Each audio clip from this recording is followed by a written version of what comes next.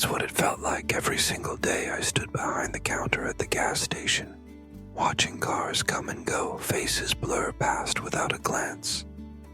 I used to be someone, a manager at a big tech company, corner office, big bonuses, recognition, all of it. Then came the market crash, a bad investment, a costly divorce, and just like that, everything was gone. My home, my savings, my pride. Most days I went through the motions. Scan, bag, nod, smile if I could fake it. Customers didn't really see me. I was just another fixture in their day, like the vending machine or the ding of the automatic door. It was numbing, the way life can become a gray mist when you've stopped expecting anything good. But one rainy Tuesday changed something I didn't even know needed changing. The kind of rain that soaks you no matter how short the walk. I remember looking out the glass doors and seeing him, an old man sitting on the curb near the pumps, wrapped in a torn army coat, his face lost under a tangled beard. Most people ignored him. A few muttered under their breath. I should have ignored him too. That's what I usually did. But something stopped me. Maybe it was the way he held himself, proud somehow, even in the dirt and wet. Maybe I was just tired of doing nothing. During my break, I grabbed a hot dog, a coffee, and walked outside without really thinking. I handed it to him and mumbled, "Here, figured you might be cold." He looked up at me. Those eyes were sharp, not broken. They held no pity, no beg, just a nod, like we were equals. "You look like a man who's lost something big," he said, his voice hoarse but calm. I laughed under my breath, not out of joy. "You could say that. Don't let the storm fool you," he said. "It doesn't rain forever." That line stuck with me the rest of the day. I didn't even ask his name at first, just went back inside. But for the first time in a long while, I felt noticed, not pitied, just seen. The next day, he was back. I brought him another coffee, and the next day, again. We started talking. His name was Samuel. Said he used to be a teacher, traveled the country, made mistakes too, but he never sounded sorry for himself. He told me once, "Compassion is currency. Use it well. It always comes back one way or another." Back then, I didn't believe in karma or the universe balancing things.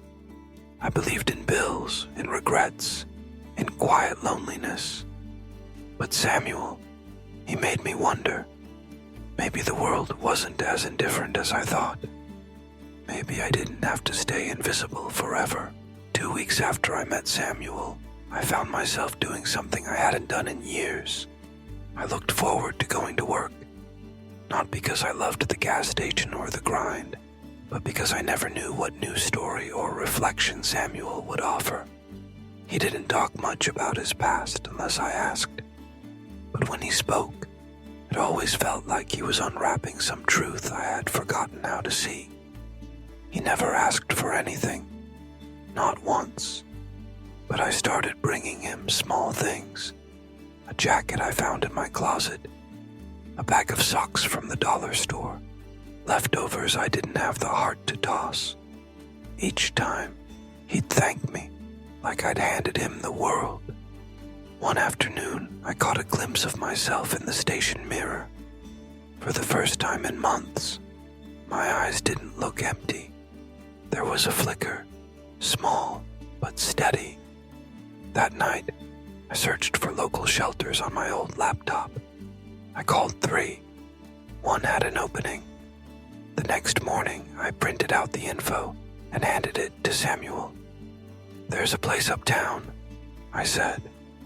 "They've got a bed, warm meals, maybe even help getting back on your feet. I don't want to push, but you deserve better than a sidewalk." He stared at the paper for a long time, then smiled. "Thank you," he said. "Not just for this, but for seeing me." He left that day. I didn't know if I'd ever see him again. I kept wondering if I'd done enough, if he was okay. Life went on. A month passed. Then 2. The rain stopped coming so often. I started taking night classes online, thinking maybe I could rebuild something. I smiled more, not forced, real smiles. Then one morning my manager called me into the office. I figured maybe I forgot to clock out or something. But instead, she handed me a letter. No return address. Inside was a handwritten note. "Dear Michael, compassion, like a seed, grows quietly. Sometimes it blooms when you're not watching. I'm writing this from a small apartment, clean and warm. I'm working part-time at a library now. That shelter led me here. You didn't just give me coffee. You gave me a reason to try again. You reminded me that people still care, and that changed everything. Keep being the man who sees others. The world needs more of you. Samuel." I sat there, holding that letter like it was made of gold. One act of kindness, one hot dog, one coffee, one choice to look beyond myself.